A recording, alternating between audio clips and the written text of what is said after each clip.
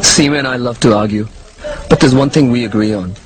Islam has been hijacked by despotic regimes and the clergy who have no tolerance for debate.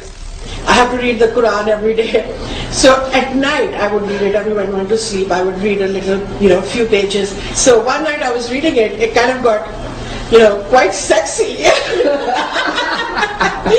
That's a description I've never heard of the Quran. I thought to myself, now wait a minute. I'm in Ramazan. This is a holy month. Should I be reading a book that's talking about sex? But then I say, but it's the Quran. And so Quran, the religion is very... It celebrates sex. I'm sick of Muslims coming up on the television, whether it's CNN or BBC or whatever.